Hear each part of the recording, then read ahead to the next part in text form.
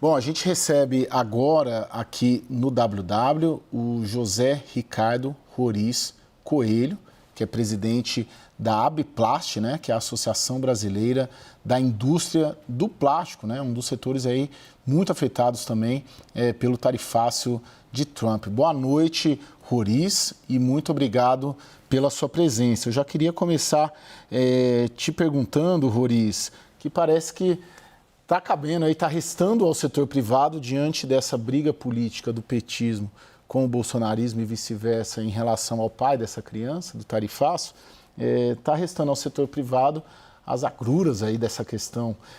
Como que vocês estão se movimentando? Se há uma expectativa de reversão? Como que você está vendo a movimentação de Brasília em relação à solução do tarifaço? Boa noite, Caio. Boa noite, Thaís. Boa noite, Jussara. Boa noite, Renato. Nós estamos vendo com muita preocupação, porque enquanto está se discutindo isso nas redes sociais, quem está na indústria, quem está no comércio, quem está no serviço, quem está no agro, está com uma preocupação muito grande, porque as nossas exportações para os Estados Unidos foram inviabilizadas. Com 50% no mercado que tem uma concorrência muito grande como os Estados Unidos, que todos os fornecedores do mundo querem vender para os Estados Unidos, vai ser muito difícil você vender lá. E não é só para grandes empresas, né? Porque o produto que é vendido para os Estados Unidos é um produto do agro, onde a gente é extremamente competitivo, no caso do suco de laranja e café, ou são produtos industriais extremamente sofisticados, né, que geram emprego de boa qualidade e tem uma cadeia produtiva por trás deles. Muitas vezes, num segmento como esse, você tem uma empresa média, uma empresa pequena, que só faz aquele produto para atender o mercado americano como parte, como conteúdo daquele produto sofisticado que é exportado. Então, a primeira coisa é o seguinte, a gente fica muito preocupado, essa discussão, ao invés dela estar indo para uma coisa que interessa ao Brasil, que é você restabelecer esse comércio com os Estados Unidos, é uma discussão que está indo para o lado de ideologia, está indo para o lado que praticamente não vai agregar nada para que a gente tenha uma solução. Nós precisamos desarmar esses espíritos, nós precisamos estabelecer negociadores, tanto do setor público como do setor privado, e esses negociadores até hoje foram extremamente inábeis. E o tanto que a gente tinha uma posição extremamente confortável de 10%, que poucos países do mundo tiveram, tá? E passamos para 50%. Então, como é que nós vamos concorrer com esses que estão com 10%, tendo um custo Brasil tão alto como nós temos, numa situação aí como essa? Então, é importante a gente estar discutindo essa situação. Porque muitas vezes se fala em soberania, soberania é renda per capita, é boa saúde, é boa educação, tá? Soberania não é ficar batendo boca com Donald Trump, não. Soberania é a hora da gente. Nós somos extremamente inábeis, a nossa diplomacia foi inábil, né? Eu acho que também do lado de o deputado ficar lá discutindo coisas de judiciário num momento como esse é complicado.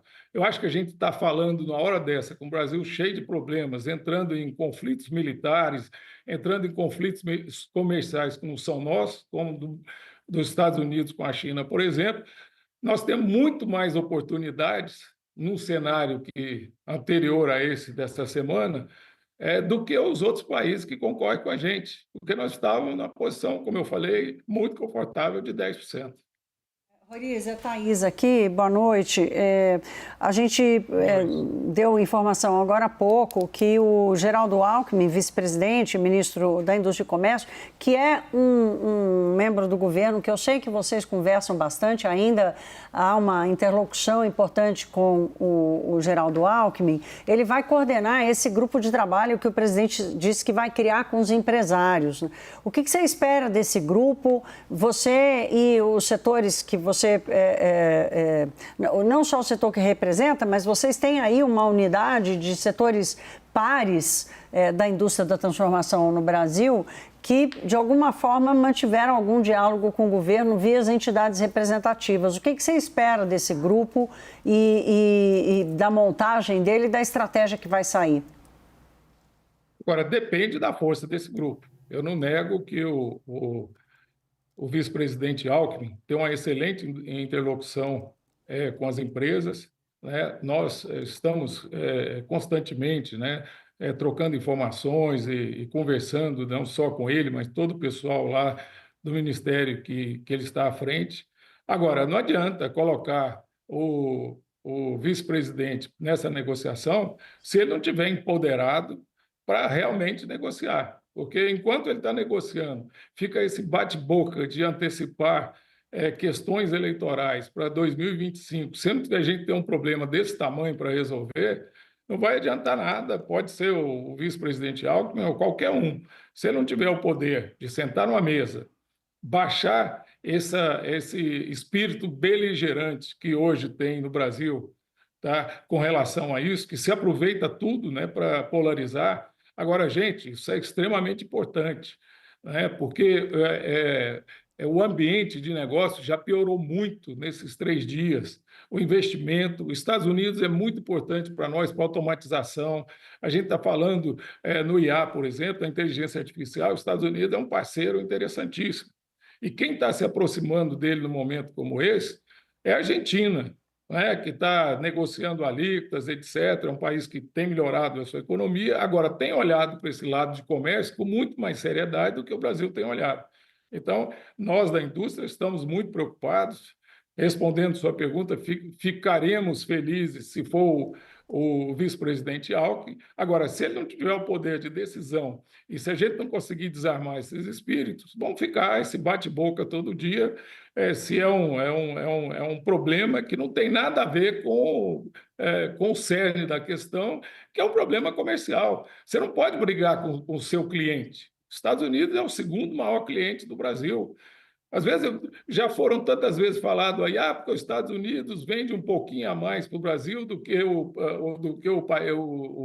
Brasil vende para ele. Essas trocas comerciais, elas vêm de muito tempo. Se ele vende um pouquinho a mais, é porque nós estamos precisando desses produtos. São produtos que nós não fabricamos aqui. São produtos que entram na composição de outros que nós não temos a condição de fazer aqui. O mercado brasileiro já é extremamente fechado. E ainda a gente vai fechar o mercado para os Estados Unidos, Por isso, que lá que estão as principais inovações e desenvolvimentos. o Lorival Santana, que chegou aqui agora, bem-vindo, Lorival, ele quer te destinar uma pergunta também.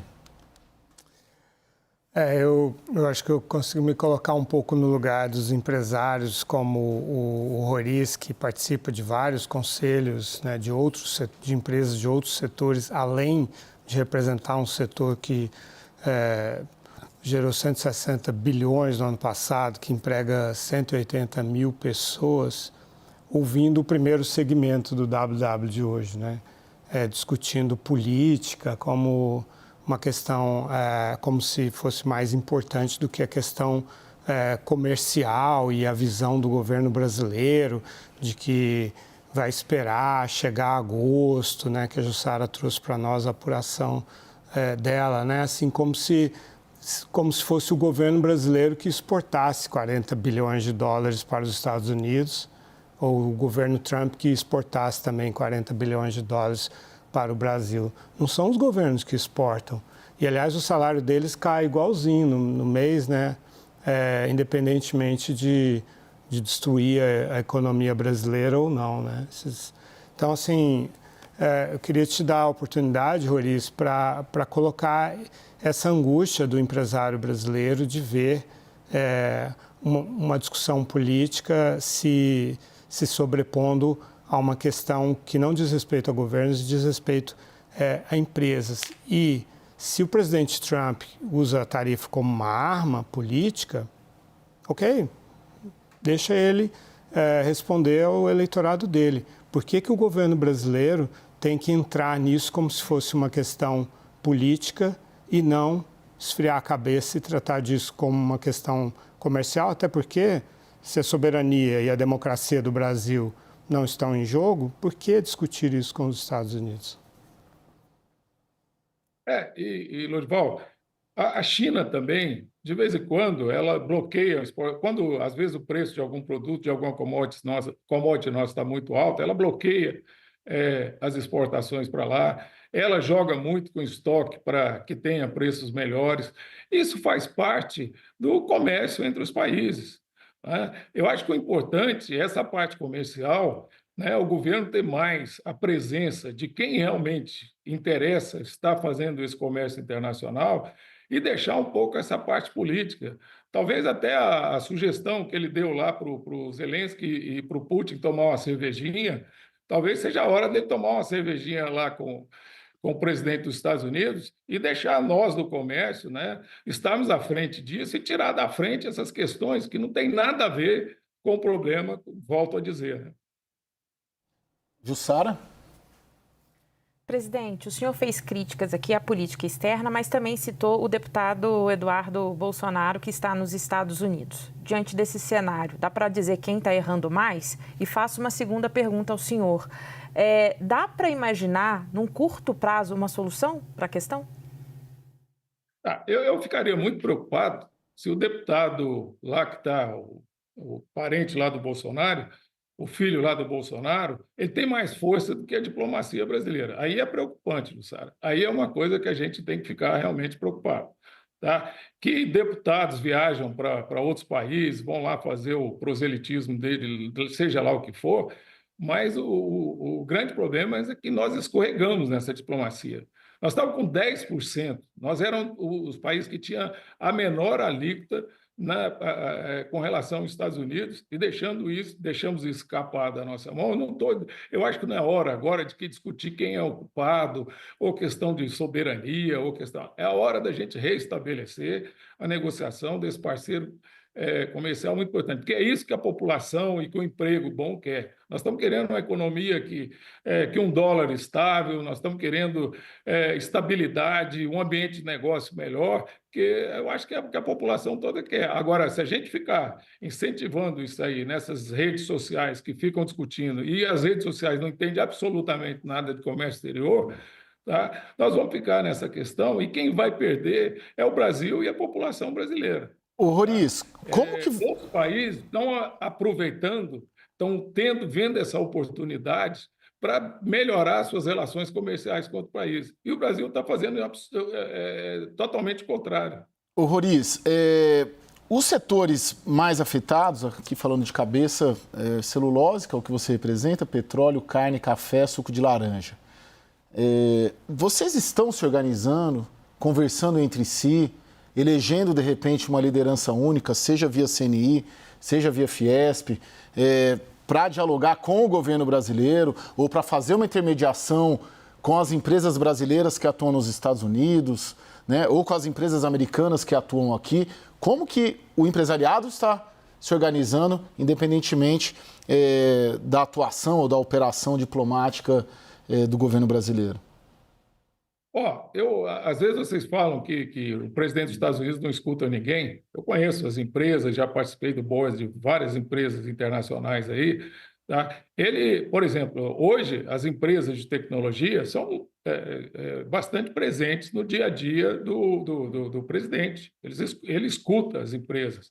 Agora, o problema do Brasil nós vamos em Brasília, nós discutimos esse tipo de questão e tal, mas o problema é que sai de uma coisa que é racional e entra desse racional, que é essa briga política aí, dessa polarização, que tira o foco no que deve ser feito.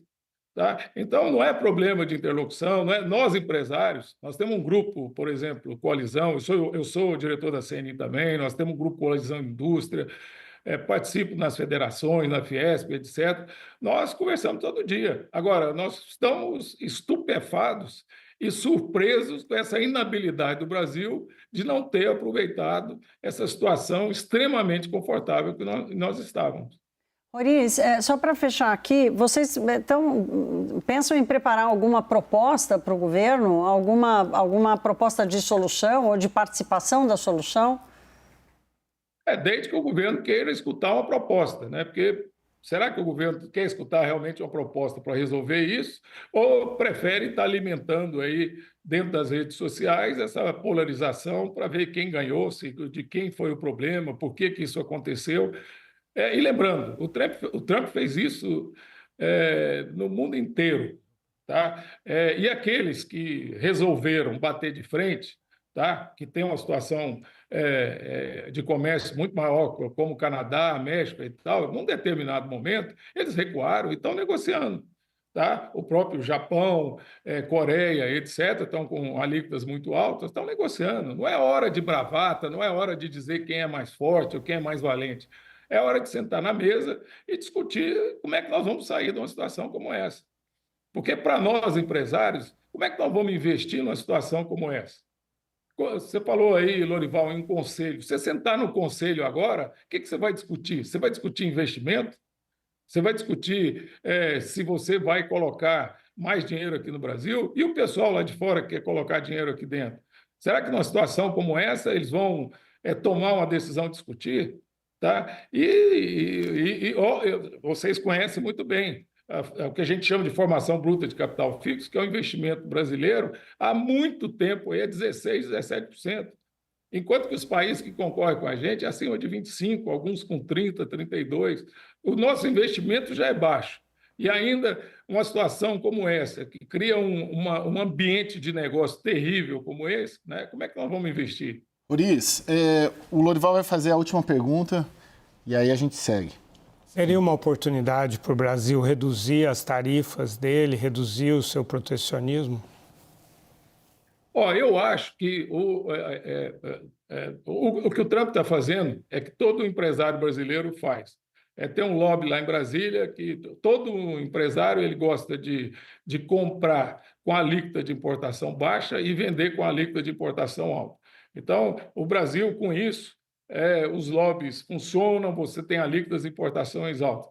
Eu acho que você tem que ter uma escalada tarifária, você tem que proteger aqueles produtos que empregam mais gente, aqueles produtos de mais valor agregado, aqueles produtos que o Brasil tem oportunidade de ser mais competitivo que os outros. E que também você possa, né, ter um custo de capital para que as matérias-primas, onde é de capital intensivo, elas tenham condição de produzir aqui no Brasil também de maneira competitiva. Agora, realmente as tarifas, por exemplo, no setor de plástico, tá? Recentemente, o governo, que já tinha aumentado a tarifa em 5 vezes nos últimos 2 anos e meio, e aumentou a tarifa de importação em 5 vezes. Ele aplicou um antidumping que era 4,2 para 43,7 nos Estados Unidos. O Brasil é o único lugar do mundo, tá, que o polipropileno tem um antidumping contra os Estados Unidos. Será que os Estados Unidos escolheu o Brasil para assim, eu vou lá, foi lá no mapa, eu vou pegar aquele país lá e vou fazer dumping no Brasil? É totalmente fora do razoável isso, né, Lorival?